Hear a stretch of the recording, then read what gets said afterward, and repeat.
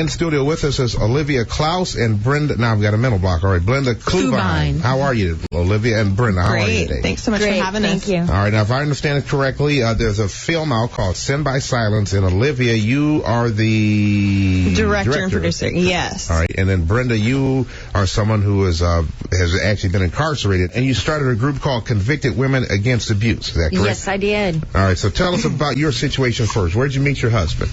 I met my husband while I was working, and How old were you? I was a youngster. I was 20 years old. So when did the abuse start? 2 weeks after we were married. So prior to that, you had no clue that he had this in him?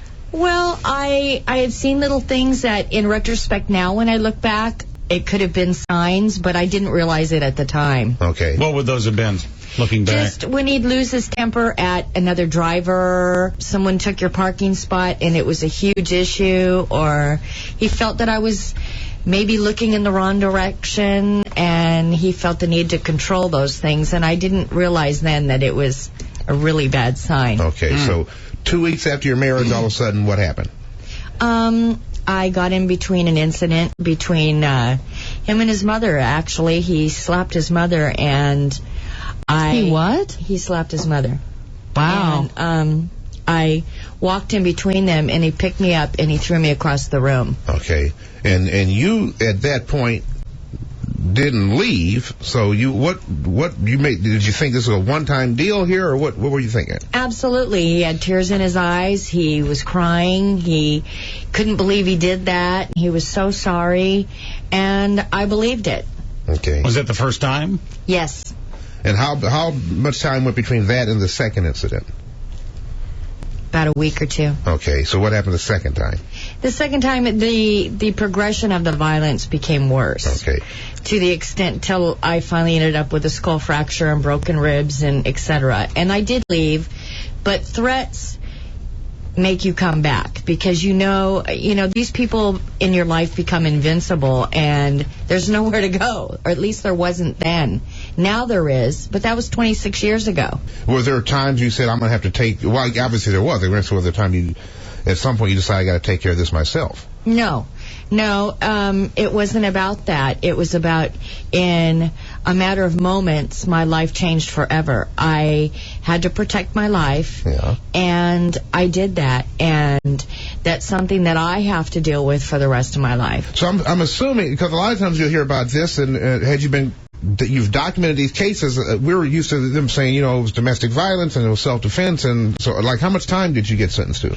I got 16 years to life, and I served 26 years. See, I guess was it a murder charge? They found me guilty of a second-degree murder charge. As opposed to just manslaughter, when... There was no self-defense in the state yet, and there was no defense for women that had been battered and abused. What state was it? California. Okay.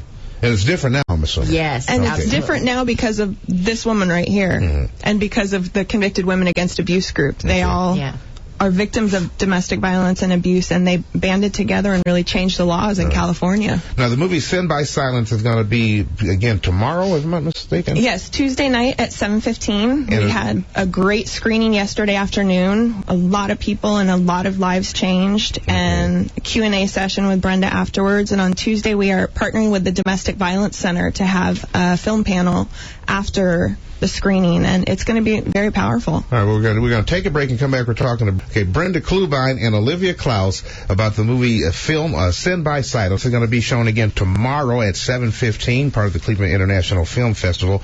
Brenda, right now there's a big case in the news, of course, involving Rihanna and Chris Brown. And Chris, from what I can tell, looked like he beat her up pretty bad. And in the reports already of her, being back with him and recording together, and everything's going to be possibly getting married. Yeah, everything will just be fine. I thought about that as you told me about the first time you got attacked, and thinking this is just a one-time deal.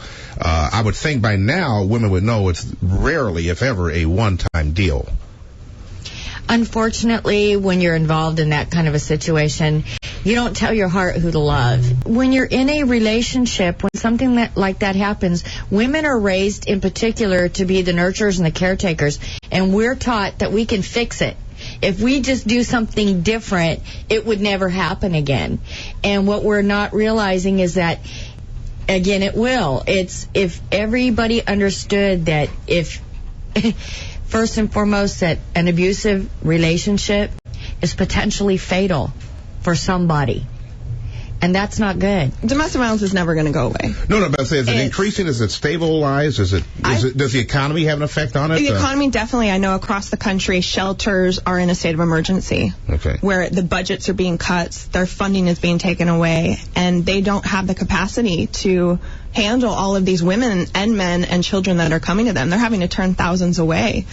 And I think it's an unfortunate circumstance that 1 in 3 women goes through this. Those odds are not good. 1 in 3? Wow, I didn't know it was that high. That is and huge. 1 in 5 teenagers go through this. Now, Dating violence is 1 in 5. 1 in 3 seems like an astronomically high number. Does that mean that you just got into a fight, or does physical abuse? That just seems like a really high number. Right. Domestic violence really encompasses a lot of things, where it can be physical violence, which everyone knows that is domestic violence. But there's also verbal abuse. There's also emotional abuse. There's sexual abuse. There's financial abuse. There's all of these gamut of things that can happen to a victim. Okay. And 1 in 3, that is not good odds at all. And it's unfortunate that you may know or unknowingly have a victim in your own life that you don't even know what's going on. Yeah. See, because 1 out of 3, I think of my circle of friends, and if it's 1 out of 3, one of them should be going, at least one of them. You know someone. And I just can't imagine. But it's not all physical abuse. Right, I'm saying I can't imagine any of them going through. See, I think that's what when I think domestic violence, I'm not thinking about somebody yelling at somebody or whatever. And that's what we really go into in Sin by Silence, is just the complexities of these relationships. All right. And really it's a delicate situation. All right. And I understand why Rihanna's still there. I think it's on average a victim leaves about 5 times. And they go back to their battle about 5 times. I got to believe it's hard to turn it off. I mean, like you said, you don't just pick who you fall in love with. Right. Absolutely. That it's hard to turn that off because you want to believe. Cause I bet they come back so remorseful and as you said, he had tears in his eyes. I'm sorry. And you're like, okay, I believe him. And you want to give him every benefit of the doubt, and that's probably why it happens. But see, what people also don't understand is it's very humiliating for her. Yeah. This is extremely humiliating for her. And, we don't always, women or men, don't always make the right decisions. Right. Okay? Right. And unfortunately, I'm hoping that she will be able to get to a place where she feels good enough about herself that she doesn't need to settle for less. But I think it's unfortunate when it happened. It's unfortunate when it happens to anybody. But you look at somebody like Rihanna, and then that almost validates, I think, the other women saying, well, like, God, if Rihanna didn't leave, what chance do I have? I might as well stick with Pete here or whatever. So if Rihanna leaves him, there's a laundry list of women who will go out with that guy because of who he is. Right. Yeah. And that's unfortunate. And most likely it'll happen again. Because the first time was the hardest. From there, it just becomes like second nature. When they lose their temper, it's done. If you lose control that one time and there are no repercussions, you don't have to answer, you don't have any punishment, well, then you figure, hey, you know what? Because it's that fear of being caught or being punished that's going to keep you that first time, and the longer it goes where nothing happens, then you can do it again and again. Is there any common thread amongst the abusers? I know a lot of times people say, well, this person was abused when he was young, so he turned into an abuser or something like that. A lot of times we think it's alcohol related. I guess it could just be financial. You have so many financial problems. I don't know. So it's probably no common thread. There's no textbook's answer to this crisis and this situation. And it breaks against economic, race, everything. Right. Religion. And I think with the Rihanna case, the one thing that is important is that it shows that it can happen to anyone. Yeah. Anyone is suspect to this kind of behavior as well as this kind of victimization. All right. And it's unfortunate. The movie is called Sin by Silence, and you'll be able to see it tomorrow at 7:15, right? At the Cleveland International Film Festival. Brenda and Olivia, thank you for coming by. Thanks so much for having us. Good luck. Thank you.